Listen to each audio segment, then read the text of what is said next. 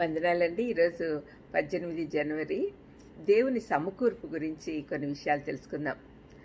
లూకా 11:3లో మాకు కావలసిన అనుదినాహారం దినదినము మాకు దయచేయమని రాయబడింది.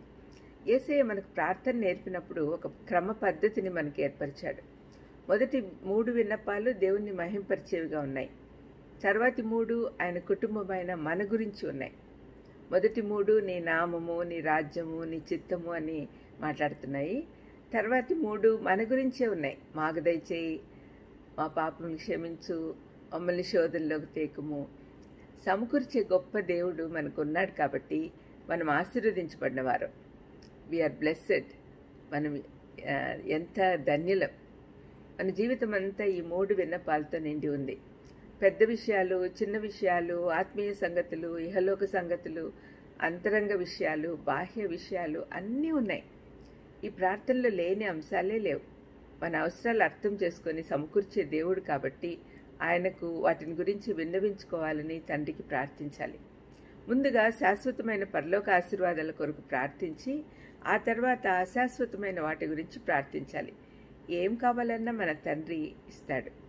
యేసు ప్రభు మాకు కావాల్సిన అనుదిన ఆహారం అని చెప్పినప్పుడు ఒక సూపర్ మార్కెట్కి వెళ్ళి ఆహారం అంతా మనకు కావాల్సినవన్నీ కొనుక్కు రావడం గురించి చెప్పడం లేదు. కానీ మనకు అనుదిన జీవితంలో అవసరమైనవన్నీ అడిగే అధికారం ఉంది అని అంటున్నాడు. ఈరోజు అవసరం ఆయన తీర్చకపోతే ఆయన రాజ్య పనులు చేయటకు మనకు శక్తి చాలదు.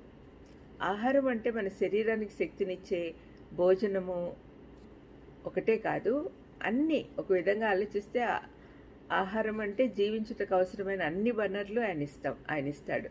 వాటన్నిటి కోసం మనం అడగాలి అని అర్థం. అన్నీ అంటే ఖరీదైన దుస్తులు, లేకపోతే ఒక బెంచ్ కారు, సంపద చూపించడానికి వాడే బ్రాండెడ్ క్లోత్స్, షూస్, ఇవి కాదు. అవసరానికి కావాల్సినవి మాత్రమే అడగాలి. ఆడంబరాలకు అవసరమైనవి అడగకూడదు. రేపటి రోజు వరకు బతకడానికి కావాల్సినవన్నీ అడగచ్చు. మత్తయి 6:31-32లో దేవుడు ఏమంటున్నాడంటే, యేసుప్రభు స్వయంగా చెప్తున్నాడు, ఏమి తిందుమో, ఏమి తాగుదుమో, ఏమి ధరించుకుందుమో అని చింతించుకుడి. అన్యజనులు వీటన్నిటి గురించి విచారింతురు.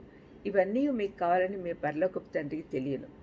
ఈ ప్రార్థనలో ఆహారం కొరకు అడిగినప్పుడు కేవలం మన కొరికే కాక మన ఇంటి వారందరి కోసము ఈ ప్రార్థన చేస్తున్నాం. అందుకే ఈ ప్రార్థన మనలోని స్వార్థాన్ని, కూడబెట్టుకున్నట అనే వ్యసనం నుండి మనకు దూరం చేస్తుంది. మనకు అవసరమైన దానికంటే దేవుడు మనకి ఎక్కువ ఇస్తే అది దాచిపెట్టుకోవడానికి కాదు, కానీ పంచిపెట్టాలి అని గుర్తుంచుకోవాలి. దేవుడు మనల్ని ఎప్పటికప్పుడు ఈ భారం నుండి, అంటే మనం స్టోర్ చేసుకునే కొద్దీ మనము భారం అంటే ఏదో అంత కూడబెట్టుకోవాలని ఏం చేసుకుంటామండి? అందరితో షేర్ చేసుకోవాలి.